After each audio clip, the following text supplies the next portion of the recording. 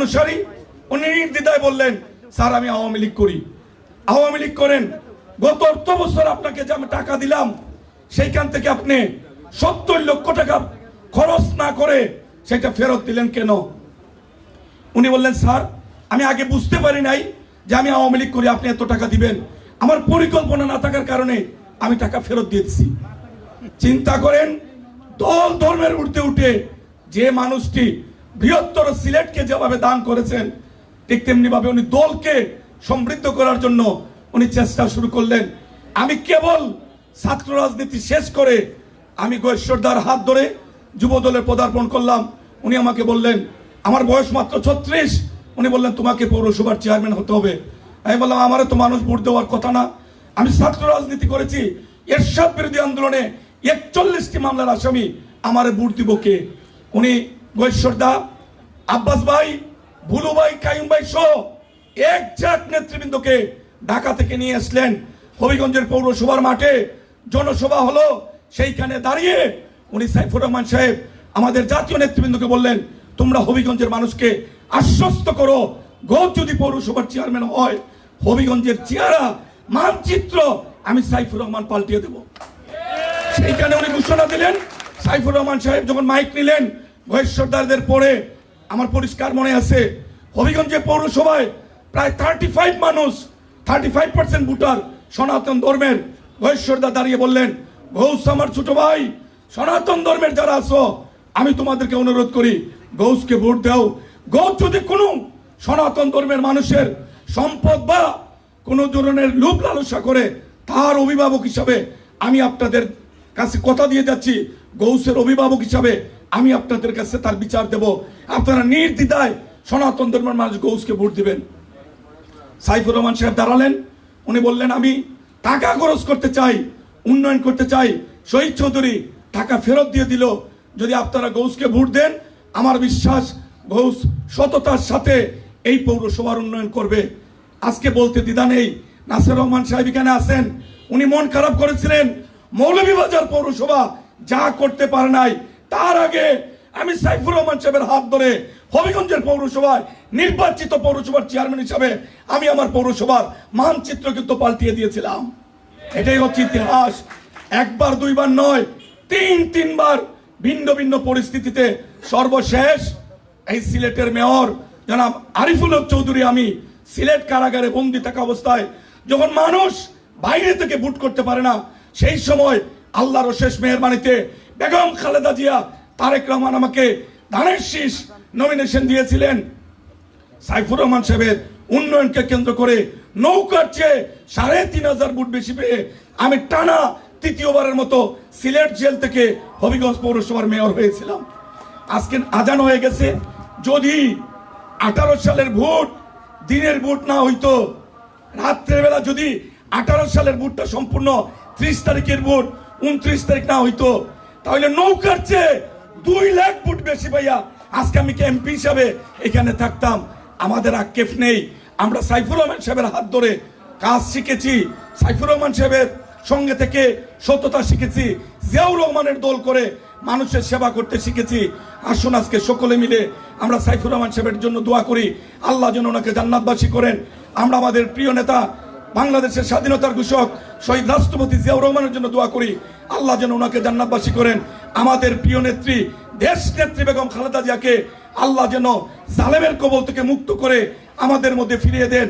আমাদের প্রিয় নেতা জনাব তারেক রহমান সাহেব সকল চক্রান্তের জাল ছিন্ন করে আমাদের মধ্যে ফিরে আসবেন, সেই নিরিখে আমরা কাজ করছি। ইনশাল্লাহ আওয়ামী লীগের সঙ্গে সমস্ত প্রশাসন সহ যারা আছেন রাজপথে আপনাদের সাথে আমাদের অচিরে দেখা হবে। খুদা হাফেজ, বাংলাদেশ জিন্দাবাদ। সবাইকে ধন্যবাদ। আসসালামু আলাইকুম ওয়া রাহমাতুল্লাহ।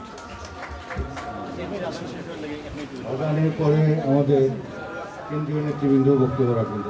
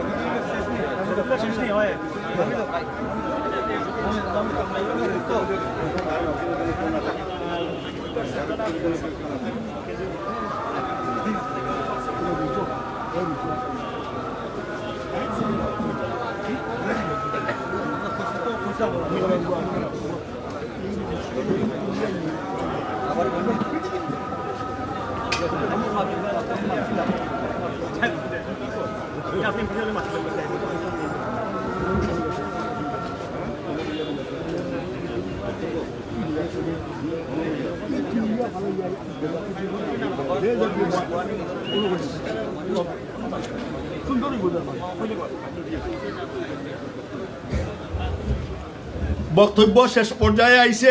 আমরা আপনারা যারা দীর্ঘক্ষণ ধরিয়া প্রতীক্ষায় আসুন, যারা বক্তব্য মূল্যবান বক্তব্য উনার লাগে আজকে আপনারা সরাসরি বক্তব্য শুনবেন। আমাদের মিলা শরীফের জন্য একটা স্থান নির্ধারণ করা হয়েছে সাইফুর রহমান সাহেবের ওই যে আমাদের ওই জায়গাতে। আমরা এখানে যাচ্ছি না, আমরা প্রেসিডেন্ট সাহেবের সাথে আলাপ করছি, আপনারা যে যেখানে আসি অনবয়ারটা খেয়ে দোয়া হয়ে যাবো কি আমরা, তাহলে আর উঠা উঠি হইল না, আর আমরা এলোমেলো হইলাম না, কোনো বইয়ে আমরা ইয়ে হইলাম, তাহলে শৃঙ্খলা থাকবো, শৃঙ্খলা বজায় রাখার লাগি আমরা এই সিদ্ধান্ত নিচ্ছি। ধন্যবাদ। সব কিছু এখন আপনাদের সামনে বক্তব্য রাখবেন আমাদের মৌলভীবাজারের কৃতি সন্তান,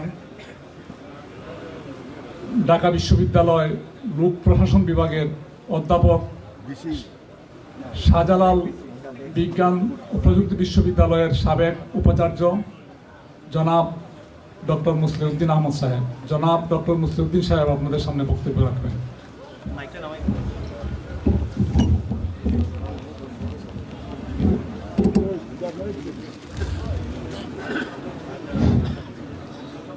আজকের অনুষ্ঠানের মাননীয় সভাপতি জনাব মরহুম এম সাইফুর রহমান স্মৃতি পরিষদের যিনি সভাপতি, এখানে আগত ঢাকা থেকে আমাদের শ্রদ্ধেয় নেতৃবৃন্দ, যারা সাইফুর রহমানকে ভালোবাসেন, জনাব সাইফুর রহমান সাহেবের অভিজ্ঞ এবং উপযুক্ত জ্যেষ্ঠ ছেলে জনাব এম নাসের রহমান, উপস্থিত সুধীবৃন্দ, আমার সম্মুখে উপস্থিত অনেক মুরব্বিয়ান নেতৃবৃন্দ, আসসালামু আলাইকুম। জনাব সাইফুর রহমান এমন এক ব্যক্তি, তাকে স্মরণ করলে আমার মনে হয় কোরআনের একটি আয়াতের মাধ্যমেই আমি তাকে স্মরণ করতে চাই। আল্লাহ রব্বুল আলামিন সূরা ৩-এ বলেছেন যে আমি মানুষকে সৃষ্টি করেছি উত্তমভাবে। ওখানে কথাটা হলো এরকম, ওয়াত্তিনি ওয়াজ জৈতুন, আল্লাহ সব কিছু শপথ নিচ্ছেন। সে জৈতুন, সেই মুসা আলাইহিস সালাম, ঈসা আলাইহিস সালাম, রসুল করিম সাল্লাল্লাহু আলাইহি সাল্লামের যে কাবা এবং মদিনা, শপথ নিয়ে তারপরে বলছেন লাকাদ খালাকনাল ইনসানা আহসানি তাকওয়িম। আমি যেভাবে সাইফুর রহমান সাহেবকে, আমার যখন বয়স 21 বছর, ঢাকা বিশ্ববিদ্যালয়ের ছাত্র, তখন আমি ঢাকা বিশ্ববিদ্যালয়ে ছাত্র কল্যাণ একটা ফাউন্ডেশন করেছিলাম এবং সেটার সভাপতি ছিলেন দেওয়ান মোহাম্মদ আজরফ এবং আমি ছিলাম তার ট্রেজারার। আমরা সাইফুর রহমান সাহেবকে 1980 সালে ঢাকা বিশ্ববিদ্যালয়ে নিয়ে এসেছিলাম। তখন ওনাকে দেখেছি যে সাইফুর রহমান সাহেব এসেছেন, ঢাকা বিশ্ববিদ্যালয়ে টিএসসিতে জায়গা হয় নাই মানুষের। আমি তাই প্রথমেই বক্তব্য শুরু করছি যে সাইফুর রহমান সাহেব হলেন সেই আল্লাহ রব্বুল আলামিনের সেই উত্তম মানুষের একজন প্রতিচ্ছবি। আল্লাহ কিন্তু মানুষকে সৃষ্টি করছেন মানুষ হিসাবে, তারপরে আমরা বিভিন্ন মত পথের অনুসারী হই, কিন্তু আল্লাহ কোনো জায়গায় বলেন নাই ভালো মানুষ আর খারাপ মানুষ। আল্লাহ বলছেন মানুষ মানেই উত্তম, আর এই উত্তম চরিত্রের বৈশিষ্ট্যগুলা আল্লাহ রব্বুল আলামিন আমাদের কোরআনে বর্ণনা করেছেন। আমি আপনাদের দীর্ঘ সময় নিব না, কারণ আপনারা অনেক মূল্যবান বক্তব্য শুনবেন। আজকে এখানে উপস্থিত আছেন আমাদের রুহুল কুদ্দুস দুলু সাহেব, আছেন আমাদের স্থায়ী কমিটির সদস্য জনাব গণেশ্বর রায় চৌধুরী, ওনারা অনেক কাছে থেকে ওনাকে দেখেছেন। আমি ওনাকে 80 সাল থেকে যেভাবে দেখেছি, তারপরে আমি পরবর্তীকালে আপনার ঢাকা বিশ্ববিদ্যালয়ের সিন্ডিকেটে ইলেকশন করেছি, জিতেছি, ফাইন্যান্স কমিটিতেও ইলেকশন করে আমি প্রথম ওনার যখন যুগ, উনি যখন অর্থমন্ত্রী, প্রথম না দ্বিতীয়বার, 1991 সাল থেকে অনেক কাছে থেকে ওনাকে দেখেছি। তারপর আমি আবার জাতিসংঘে কিছুদিন চাকরি করেছি লিয়েন নিয়ে ঢাকা বিশ্ববিদ্যালয় থেকে। আমি সাইফুর রহমান সাহেবকে মূল্যায়ন করি এভাবে, আমাকে উনি বলেছিলেন যে তুমি তো ইউএনডিপিতে কাজ করো, তো যত কাগজপত্র সেখানে পাবা এগুলো আমাকে একটু এনে দিও। তখন আমাদের দেশে কিন্তু এত বেশি ইন্টারনেটের এই সুবিধা আসে। আমি ওনাকে সেই কাগজপত্রগুলা ওনার কাছে নিয়ে যেতাম। উনি তখন বসতেন সেই রহমান হক অ্যান্ড অ্যাসোসিয়েটস। একদিন আমাকে বললেন যে এই কাগজ এত পড়ার, আমি তো হইলাম অ্যাকাউন্টেন্ট মানুষ, তুমি তো হইলাম মাস্টার মানুষ, আমার এত পড়ার সুযোগ নাই, তুমি এইগুলাকে একটা সিনপসিস আকারে নিয়ে এসো। এই থেকে ওনার সাথে আমার পরিচয়। এরপরে দীর্ঘদিন গেল, আমরা জাতীয়তাবাদী শিক্ষক ঐক্য করলাম। 2001 সালে আমরা আবার আসলাম। তারপর সাইফুর রহমান সাহেবের সাথে আমার সেই পরিচয়ের সূত্র ধরে প্রধান ভূমিকা পালন করলো আমার ছোট ভাই এখানে উপস্থিত জনাব আব্দুল কাইয়ুম চৌধুরী। জনাব সাইফুর রহমান সাহেবের অত্যন্ত কাছের লোক, এবং সাইফুর রহমান সাহেবকে আমাকে নিয়ে গেল। সাইফুর রহমান সাহেব তো আমাকে দেখে আগের থেকে চিনতেন। এক পর্যায়ে আমাকে বললেন যে তোমার আব্বা সমীর মিয়া অমুক, এরা তো অনেক বড়সড়, তুমি তো একটা বাচ্চা মানুষ। মাত্র আমার বয়স 41 বছর। 41 বছর আমাকে তারপরে নিয়ে গেলেন আরো অন্য জায়গায়, উপরের স্থানে দেখা করালেন তখনকার প্রধানমন্ত্রী এবং শিক্ষামন্ত্রী তাদের সাথে। কিন্তু আমাকে কেউই ভাইস চ্যান্সেলর হিসাবে পছন্দই করলেন না। পছন্দ করলেন কারণ আমার তো আগের অভিজ্ঞতা আছে, কিন্তু কেউই আমাকে এই বয়সের ভারে, কারণ কোনো ভাইস চ্যান্সেলর কখনো 65-60 আগে হয় না, আর এখন তো ভাইস চ্যান্সেলর হয় আফটার দ্য রিটায়ারমেন্ট। তো সাইফুর রহমান সাহেব একদিন আমাকে প্রো ভিসি এবং অ্যাক্টিং ভিসি কেন করলেন সেটা, আমি মৌলভীবাজারের লোক, এবং 80 সালে উনি বলেছিলেন মৌলভীবাজারের মানুষ ঢাকা বিশ্ববিদ্যালয়ে পড়ে নাকি, সব তো লন্ডন চলে যায়। তো যাক, আমি আপনার একটা কথা শুধু বলবো, দীর্ঘ কয়েকদিন পরেই এক বছরের মাথায় উনি আমাকে আবার ভাইস চ্যান্সেলর বানালেন। আমার তখন বয়স মাত্র 43। উনি স্বয়ং প্রধানমন্ত্রী এবং অন্যদের সাথে কথা বললেন, তখনকার মাননীয় প্রধানমন্ত্রী, শিক্ষামন্ত্রী সাইফুর রহমান সাহেব, উনারা বললেন যে বয়স তো কম, আরো 2-1 বছর যাক। জনাব সাইফুর রহমান সাহেবের আপনারা সার্কিট হাউসে কথা হচ্ছিল, উনি কথা বললেন, তখনকার যিনি ডিপটি কমিশনার ছিলেন উনি টেলিফোন ধরিয়ে দিলেন, এবং তখনকার কমিশনার ছিলেন, পরবর্তীকালে জনপ্রশাসন সচিব হয়েছিলেন, উনি একটা বক্তব্য রাখলেন মাননীয় প্রধানমন্ত্রীর কাছে। আমার ওই দিনই সাইন হয়ে গেল। প্রধানমন্ত্রী বললেন বয়স তো খুব কম, আমি চিনি, ঠিক আছে, কিন্তু আরও কয়েকটা দিন দেখি। সাইফুর রহমান সাহেব কি বলেছিলেন জানেন? বলেছিলেন আমাদের যিনি নেতা, যিনি বাংলাদেশের প্রেসিডেন্ট ছিলেন, মুক্তিযোদ্ধা শহীদ প্রেসিডেন্ট জিয়াউর রহমান, উনি তো চ্যান্সেলর হয়েছিলেন 39 বছর বয়সে, আর ও তো হবে ভাইস চ্যান্সেলর, বয়স তো এখন 43। এই ছিলেন সাইফুর রহমান। তারপর আপনাদের আমি একটু সময় নিচ্ছি, যেহেতু আমি মাস্টার মানুষ, কারণ মাস্টারদের সাইফুর রহমান সাহেব নিজেই বলতেন আল্লাহ উনাকে বেহেশত নসিব করুক, উনি নিশ্চয়ই জান্নাতুল ফেরদৌসে আছেন, আশা করি আমাদের দোয়ায়, আমিন। কারণ সাইফুর রহমান সাহেব আমাকে বলতেন যে তোমরা তো মাস্টাররা খালি কথা বলো, আমি চাই কাজ, তুমি পারবা কি না শাহজালাল বিশ্ববিদ্যালয় চালাইতে। দেখো তো, উনি ছিলেন উন্নয়নের দিকপাল। আজকে দেখেন আমরা যে টাকা নিয়ে বিদেশে যাই, যে টাকাটা 1994 সালে বিশ্ব ব্যাংক আইএফএম এর উনি ছিলেন চেয়ারম্যান। উনি কিন্তু তখন টাকাকে ব্যবহার উপযোগ্য করেছিলেন অন্য ডলার, পাউন্ড ইত্যাদির সাথে, 1994 সালে। তারপরে দেখেন দ্বিতীয়বার উনি যখন অর্থ এবং পরিকল্পনা মন্ত্রী হলেন, তখন কিন্তু সাইফুর রহমান সাহেব এই টাকা, মানে এখন আর আগে ডলারকে কনভার্ট করা হতো, কিন্তু এখন আর কনভার্ট করা হয় না। জি আচ্ছা, এই যে, এখন অটোমেটিক্যালি জি এখন অটোমেটিক্যালি 85 টাকায় ইন্টু ডলার নেন 86 টাকা, আমি সঙ্গে এইগুলা এখন আর করতে হয় না, এটা উনি চালু করলেন, সবই উনার। উনি সিলেট বিশ্ববিদ্যালয় শাহজালাল বিজ্ঞান ও প্রযুক্তি বিশ্ববিদ্যালয়ে আসলেন, আমাদের একটা অডিটোরিয়াম ছিল, সিন্ডিকেট থেকে সর্বসম্মতভাবে ওই অডিটোরিয়াম নামটা করা হয়েছিল সাইফুর রহমান সাহেবের নামে। আমাকে ডেকে বললেন, তুমি কোনো কিছু আমার নামে করতে যাও না, এটা শাহজালাল রহমতুল্লাহ আলাহির নামে বিশ্ববিদ্যালয়, এখানে সব কিছু হবে ওনার যত ডিসিপ্লিন, অর্থাৎ যারা ওনার সাথে আসছেন 300 সাউটেলিয়া তাদের নামে। দেখেন, এবং সাইফুর রহমান সাহেব এই অডিটোরিয়াম কে আপনার ছিল মাত্র 700 ক্যাপাসিটি। উনি সম্বর্ধনা দিলাম ওনাকে মিনি অডিটোরিয়ামে, উনি সেখানে ডিক্লেয়ার করলেন যে এইটা হবে 700 না, এটা হবে মিনিমাম 3500 ক্যাপাসিটি।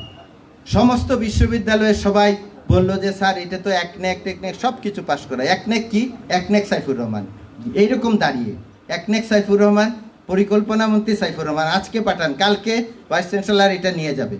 সব যত ইঞ্জিনিয়ার আর্কিটেক্ট সবাইকে ডাকলেন, এটা তৈরি হলো, আজকে সেখানে একটা মস্ত বড় অডিটোরিয়াম। ঢাকা থেকে সিলেটের সব উন্নয়নের খবর, তখন আমাদের কাইয়ুম চৌধুরী সেখানে অনেক দিন বসতো, অনেক দিন আমি সকালবেলা যেতাম, এবং সাইফুর রহমান সাহেব সিলেটের যত বিশ্ববিদ্যালয়ের যা কিছু উন্নয়ন হয়েছে সব সাইফুর রহমান সাহেব করেছে, আর কেউ কিছু করতে পারেননি। গত 10 বছরে শুধু আইসিটি ভবন একটা হয়েছে।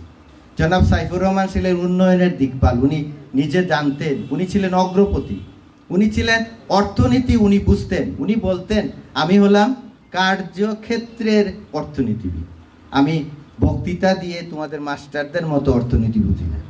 এইটা ছিল সাইফুর রহমান। সাইফুর রহমান সাহেব এমন এক ব্যক্তি, তার কথা বলতে বলতে আমাদের মনে হয় আজকে দুপুর পার হয়ে যাবে, এত বক্তব্য। আমি কোনো প্রথম দিন থেকেই যখনই সাইফুর রহমান সাহেবের কোথাও শুনি, কারণ এতে যদি আমার ওনার প্রতি কৃতজ্ঞতাটা কিছুটা ভার মুক্ত হয়, ওনার প্রতি কৃতজ্ঞতা কোনো শেষ নাই, সীমা নাই, আমি বলতে গেলে শেষ করতে পারবো না ওনার বক্তব্য এত দীর্ঘায়িত করে। উনি সিলেট আসলে খবর নিতেন, কত দেখেন আজকে সিলেটের ইঞ্জিনিয়ারিং কলেজ, সিলেটের কৃষি বিশ্ববিদ্যালয়, ভেটেরিনারি কলেজ ছিল সিলেটে, সাইফুর রহমান সাহেব সেটাকে আব্দুল্লাহ নুমান, তখন ভেটেরিনারি মানে বন পশু সম্পদ মন্ত্রী, উনি আগে বলেছেন আমার এটাকে, আমার ওইখানে একটা ভেটেরিনারি ইউনিভার্সিটি, তারপরে চিটাগাঙ্গে, তারপরে কিন্তু সেটা উনি করেছেন। ইঞ্জিনিয়ারিং কলেজ, একমাত্র ইঞ্জিনিয়ারিং কলেজ সিলেটে। আপনি যতগুলা মেডিকেল কলেজ দেখেন, এই সব কিছু সাইফুর রহমান সাহেবের অবদান। উনি এমন এক ব্যক্তি ছিলেন, সবার কাছে উনি প্রিয়, উনি মানুষের দল মত বর্ণ ধর্ম সর্ব নির্বিশেষে, এখনো আপনার পত্রিকার মধ্যে খবর আসে যে সিলেটের জন্য, সিলেটের মানুষ সাইফুর রহমান সাহেবের জন্য কাঁদে, কারণ উনি ছিলেন সবার প্রাণপ্রিয় মানুষ, একজন অসাধারণ ব্যক্তিত্ব। আল্লাহ রব্বুল আলামিন উনাকে যেন জান্নাতুল ফেরদৌসে, যেটা মাকামে মাহমুদা যেখানে পৌঁছতে হয়, আল্লাহ যেন সেখানে ওনাকে স্থান দেয়, কারণ উনি মানুষের জন্য এত কিছু করেছেন। আমি আরও অনেক বক্তব্য আমার ছিল, আমি জনাব রাসেল রহমান সাহেব আমাকে এখানে আমন্ত্রণ জানিয়েছেন এবং স্মৃতি পরিষদ, আমি এই জন্য আমার অন্তঃস্থল থেকে কৃতজ্ঞতা জানাই। এবং যত সময় যখন আমাকে ডাকবেন, সাইফুর রহমান সাহেবের যে কোনো, আমার মৃত্যু পর্যন্ত সাইফুর রহমান সাহেবের যে কোনো কিছুতে, এবং আপনাদের নাসির রহমান সাহেব এবং ওনার পরিবারের, ওনার মা আমাকে এত আদর করতেন, বাসায় কখনো যদি যেতাম উনি উপরে তুলে আমাকে পেট ভরে খাওয়াতেন, ওনার আম্মা এবং ওনার ছেলেরা। আমি সব সময় আপনাদেরকে কৃতজ্ঞতার চিত্তে মনে করি। আসসালামু আলাইকুম।